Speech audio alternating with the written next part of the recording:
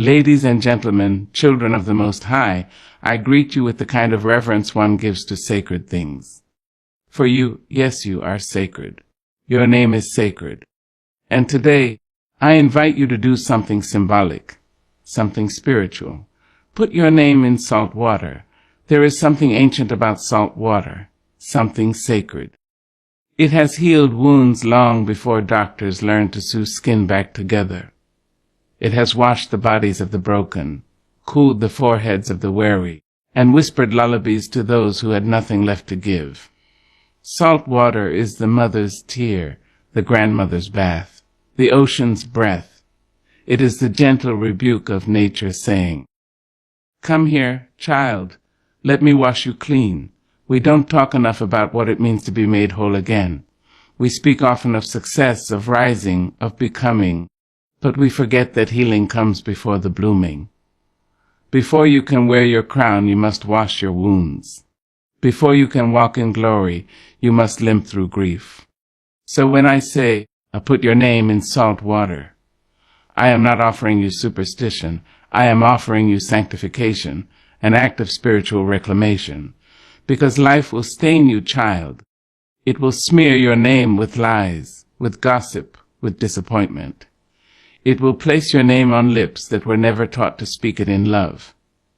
Some will try to rename you, reduce you, call you out of your given name and into their projections of who you ought to be. And if you're not careful, you'll answer to every label except your own. But not salt water. Salt water knows you.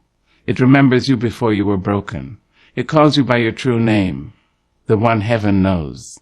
You see, salt water doesn't just clean the body. It cleans the soul. It is one of God's oldest medicines, a cure without prescription, a balm without cost. When your spirit is tired and your hands feel too heavy to lift, go to the water. Not to escape, but to release. Stand in a river. Sit by the sea. Let the salt kiss your skin and remind you, you have survived. The tears you cried in the night did not fall in vain. The salt from your eyes is the same salt in the ocean. It is not weakness. It is chemistry. It is the divine recipe for resurrection. You've seen women break, haven't you? You've seen them weep into basins of water, scrubbing the sorrow out of clothes and prayers into the seams. That's salt water. That's ritual. That's how pain is passed through the hands and down into the drain. Don't you see? We don't just cry. We cleanse. Even Jesus, before his journey to the cross, went to the water. Even he stepped into the Jordan and let the river declare who he was. This is my Son, in whom I am well pleased.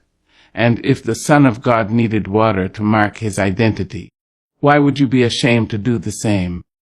You've walked through fire. But now, child, you must walk through water. Not because you are dirty, but because you are divine. This world has a way of piling on its burdens until you forget who you are. You become tired of smiling, tired of nodding, tired of pretending that your heart isn't sore. And somewhere in that exhaustion, you lose the sound of your own name. That's when you go to the salt water. Draw a bath if you must. Let the warmth hold you like arms that never left. Whisper your name out loud. Say it until it feels like home again. Say it until you remember the woman you were before the betrayal, before the heartbreak, before the silence. Salt water doesn't just wash the outside. It tells the inside, you still belong to something holy. And when you leave that water, you may not be problem-free, but you will be clear. You will be anchored. You will know that you are more than the names they've given you. Oh, beloved, there is a difference between being clean and being made new. You can bathe in perfume and still stink of shame. But one touch of salt water, and suddenly you are reminded you are not the mess they threw at you. You are not the mistake you made in 2005. You are not the one who got left, lied to, walked over. No. You are the one who rose. You are the one who dared to dip your soul in God's medicine. You are the one who let the tears flow freely, not as a sign of defeat, but as a symbol of surrender. Surrender to healing, to holiness, to holiness. So put your name in salt water. Write it with your heart. Speak it with reverence. Let the salt carry away the shame, the guilt, the unspoken sorrows. Let it baptize you in truth. You are not broken beyond repair. You are being restored. And when you rise from that water, rise with grace. Rise with memory. Rise with power. Because salt water has never forgotten you, and neither has God. They gave you a name. Maybe your mama whispered it in pain and hope. Maybe your grandmother repeated it in prayer. Maybe it came from the Bible, or maybe it was stitched from dreams and survival. But however it came, your name is not just a label. It is a legacy, a melody, a fingerprint of your very being. Your name is the first gift, before the shoes, before the books, before the breath even. It is the sound that follows you, calls you, cradles you through the days and nights. Let me tell you something true, your name carries weight. Not the kind of weight that burdens, but the kind that roots, the kind that says, I was here. I am worthy. I matter. There are some people who will never say your name right, not because they can't, but because they won't. They will twist it, mock it, shorten it to make themselves more comfortable. Don't you let them. Don't you let the world cut pieces from you just to fit their mouth. No, your name is not a mistake. It is not too long. It is not too different. It is not too black, too foreign, too bold. It is exactly what it was meant to be. Your name is your mother's story and your father's dream. It is your ancestors' chant carried through blood and breath. It is the poem you've been trying to live into ever since you learned how to speak. Now, there are times when life will try to rename you. They'll call you less than. They'll call you angry, difficult, too much. They'll give you names like failure, divorcee, unemployed, unwanted. But just because they call you by those names doesn't mean they know who you are. You are not the name the world gave you in its fear and ignorance. You are the name heaven whispered before your soul met flesh. You see, in the beginning, the Creator named the stars. And still, not one of them shines as brightly as the light behind your name. Your name holds stories, both spoken and silent. It holds every time you were chosen, every time you were rejected, every time you dared to begin again, every time you cried out and nobody answered, except the God who called you by name. Now let me ask you something. Do you answer to your pain? Or do you answer to your promise? Do you answer to, not enough? Or do you answer to, child of purpose? Because names are more than syllables, child. Names are assignments. And your assignment is not small. Your name walks into the room before you do. And if you carry it with shame, the world will echo that shame right back at you. But if you carry it with honor, with gratitude, with the kind of quiet strength that doesn't need applause, then even your enemies will have to respect it. I've learned that every name has a sound that stirs the spirit. And when you begin to love your name, when you speak it without apology, you begin to heal. You begin to reclaim. Because what is taken from us first is often our identity. That's how they conquer, by making us forget. Forget who we are. Forget who we are. Forget who we could be. But oh, when you remember, when you stand tall and say, this is who I am. This is my name. That's when your soul begins to sing again. There is power in saying your name out loud, in hearing it in your own voice, in speaking it over yourself like a blessing. You say it and you remember. I am not what they did to me. I am not who they said I was. I am who God called me to be. You are not an accident. You are anointed. You are not forgotten. You are formed in sacred intention. I want you to go home, look in the mirror, and call your name like you are calling on God. Call it with reverence. Call it with joy. Call it like a grandmother calls a child in from the rain, gentle but firm. Say it until the pain breaks. Say it until the shame fades. Say it until you believe that your name belongs in places of honor, in books, in rooms of power, on the lips of the righteous. And when you meet another soul on the road of life, ask them their name. Say it with love. Say it like it matters, because it does. Names are holy. That's why even God told Moses, I am that I am. Even the divine carried a name. So don't you ever believe that yours is less important. And if they try to bury your name beneath lies, let your truth rise like thunder. If they try to erase your name from the history books, write it again, etch it in stone, sing it in song, teach it to your children, because your name, beloved, is not just who you are. It is who you survive to become. It is your fire. It is your fragrance. It is your final word when the world has tried to silence you. So speak your name with pride. Carry it like royalty. Wear it like armor. Hold it like a prayer. Because when your days are done and your body has returned to dust, your name, yes, your name, will still be spoken by those you loved and lifted. And that, my dear, is a legacy no one can steal. There are times in this life when the world will try to stain you. Not with mud or with blood, no, but with words, with glances, with silence, with shame. They will take your name, so lovingly given, and drag it through places you never even visited. They will associate it with mistakes you've never made, call you out of it, twist it, pronounce it wrong not just with their tongues, but with their intentions. But child, there is a way to cleanse what has been dirtied, to bless what the world has tried to curse. You've got to put your name in salt water. Yes. Salt water. Because salt water remembers what we forget. It remembers how to heal. It remembers the ancient rhythm of survival. It remembers the tears of our mothers. It remembers the sweat of our labor. It remembers the ocean that carried us, sometimes away, sometimes toward home. Salt water is sacred. It don't just clean the outside. It soaks into the soul. It speaks in hushes and waves, in tides and crashes, telling you that your pain is real. But so is your power. There are some things soap can't wash away. Soap don't speak to the spirit, but salt water, it baptizes. It doesn't ask you what you've done. It just receives you. Put your name in salt water, child. That means take yourself back. Not the you they see, but the you remember. The one before the heartbreak. The one before they called you failure, or too loud, or not enough. The one that used to dream without apology.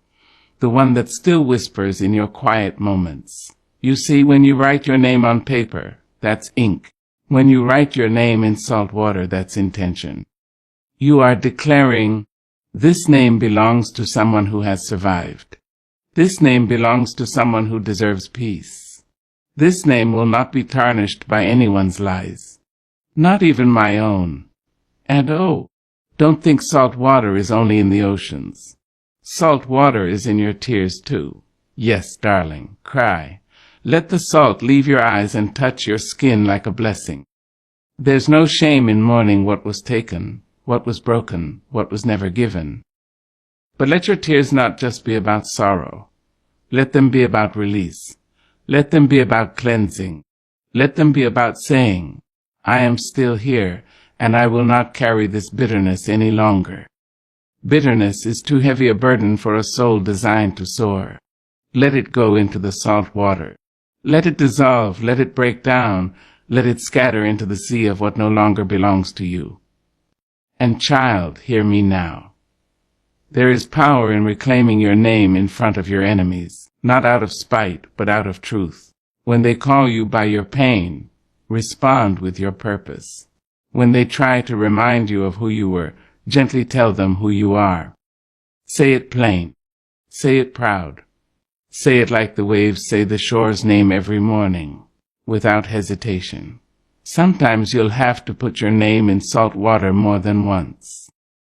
This world is relentless with its judgments. But so are you with your grace. You'll go back to the river, to the ocean. You'll dip your heart in again and again. And each time you'll come back with a little more clarity, a little more courage, a little more compassion for yourself. You're not just cleaning your name. You're cleansing the stories that got stuck to it. Yes, some people will always want to remember you as the person who failed, the one who fell, the one who lost. But you are not obligated to live under their definition of you. No, beloved, you get to reintroduce yourself, not just to them, but to yourself. There is something holy about declaring, "This is who I am now." There is something divine about refusing to let shame write your story. Put your name in salt water and feel the sting. Yes, it may sting, because healing always does. But don't fear the sting. It means the wound is being tended to. It means you are no longer pretending it doesn't exist. You are no longer numbing yourself to survive. You are surviving with your whole heart intact. And when you rise, because you will rise, you'll rise with a name that's been cleansed by sacred hands. Not man's hands, God's hands. You'll carry yourself like someone who's been kissed by the sea, held by the waves, rocked to sleep by the same water that once tried to drown you. You'll walk into rooms with your head high, because your name has been purified, not because you're perfect, but because you're free. You've chosen truth over image. You've chosen healing over hiding. You've chosen to believe that your name, yes, your name, deserves to be spoken with reverence. And when the day comes that someone says your name with love, with honor, with recognition of your journey, you'll know it wasn't luck.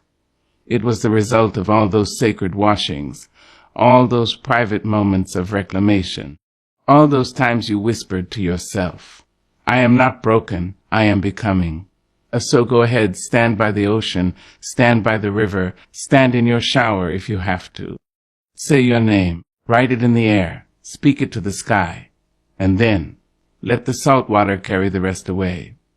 Because you, dear one, were always worth remembering. You were always worth healing. And your name was always worthy of being said with love. There is something profoundly holy about surrender. Not the kind the world teaches us, where giving up means giving in, where letting go is seen as defeat. No, I speak of a surrender that is drenched in wisdom, that leans on faith. A surrender that says, "I will not wrestle with what I cannot control. I will place it in God's hands." See, the trouble with many of us is that we try to carry what was never ours to hold.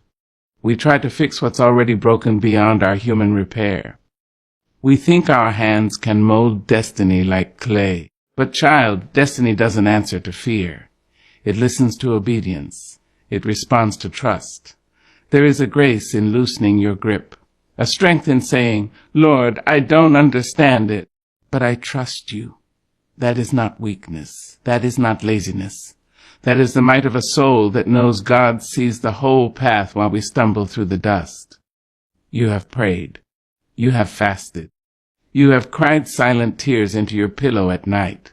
You've held on tighter than your knuckles could bear, and still, the storm rages, the door stays shut, the answer don't come.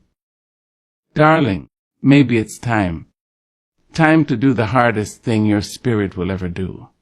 Maybe it's time to say, "God, I give this to you." There is a peace that falls when you finally release it. When you lay your burdens not just at the altar on Sunday, but at His feet in your daily life, there is peace in the posture of release.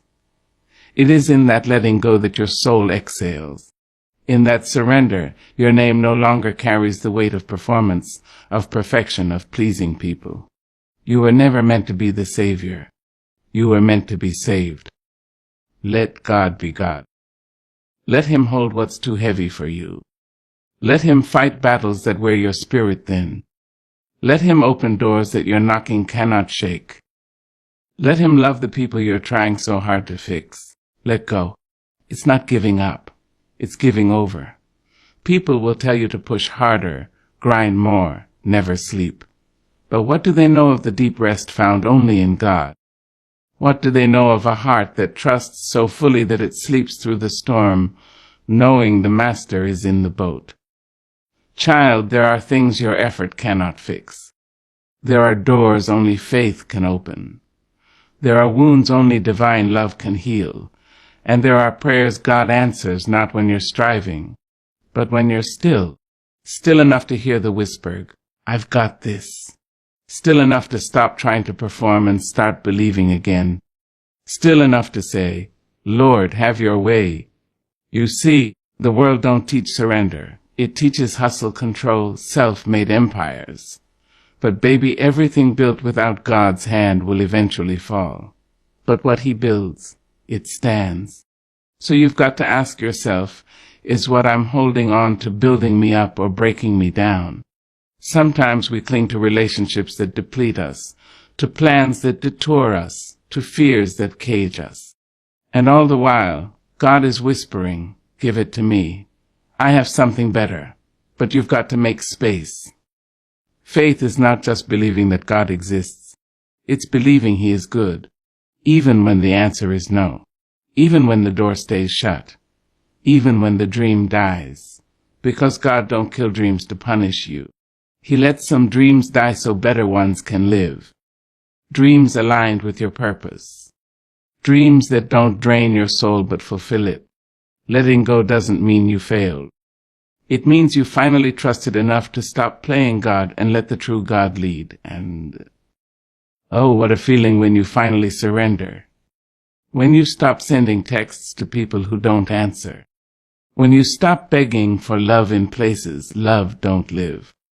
When you stop trying to prove your worth in rooms that were never meant to hold your glory. That kind of surrender. That's where you find your freedom. You start to walk differently. Not rushed but rooted. Not desperate but discerning. Not anxious but assured. Because when you know God's got it, you don't have to grasp at what he's already holding. Sometimes the most powerful prayer you'll ever pray is, Lord, I trust you. No explanation, no timeline, just trust. And I know it ain't easy. Because the flesh wants to fix it, wants to pick the scab before the wound has healed, wants to control what can only be cured by divine timing. But healing is often in the waiting. Breakthrough is often in the stillness. And child, don't confuse delay with denial. Sometimes God says, wait, because the blessing ain't ready. Or because you're not. He don't want to give you something that your character can't sustain. He don't want to open a door that pride will push shut. He don't want you to walk into a promise unprepared. So trust the pause, honor the quiet, rest in the unknowing, put your name in the hands of God and walk away from the worry. Say, this name is too precious to be handled by fear. Say, this name is no longer tied to things that don't love me. Say, this name belongs to the one who formed me before I knew myself. And when you do, you will feel a lightness, not because the world changed, but because you did. You gave up the illusion of control. You stopped trying to bend the world to your will and bowed to a greater one. That kind of peace can't be taught. It has to be lived. And when others ask, why aren't you worried? You'll smile and say, because I gave it to God. And he never fails. So let go, beloved. Let go of the fear. Let go of the need to have all the answers. Let go of the burden of fixing it all. You've carried it long enough. Now it's time to rest. Now it's time to trust. Now it's time to let the salt water cleanse not just your name, but your need to carry what was never yours. Because when God holds your name, no enemy can stain it. No storm can sink it. No lie can bury it. You are held, and you are free. There comes a moment in every soul's journey when we must choose to rise. Rise from the ashes of disappointment. Rise from the betrayal of trusted friends. Rise from the wounds that festered quietly behind practiced smiles and Sunday morning praise. Yes, child, there comes a sacred moment when you have to decide. Do I remain buried in this sorrow, or do I rise with dignity and power, like the sun lifting her face after a long dark night? And rise you must, because you were never meant to stay broken. You were never designed to carry shame as your inheritance, nor to let failure speak louder than your faith. There is something in you, deep, divine, and unshakable, that calls you to ascend. Something that says, you have dwelled long enough in this valley. Come higher. You see, healing is not just about mending of flesh or the quieting of pain. It's about resurrection. It's about standing up again when the world expected you to stay bowed. It's about dancing barefoot on the graves of what tried to bury you, laughing. Not in denial, but in defiance. Because you survived. And you didn't survive just to exist. You didn't pull breath into your lungs through the thick fog of sorrow just to crawl through life. No, baby. You were made to thrive. You were made to show the world what redemption looks like, what grace looks like on black skin, on womanhood, on poverty turned purpose, on silence turned song. You are a living testimony, not just of what you've endured, but of who God is when the bottom falls out.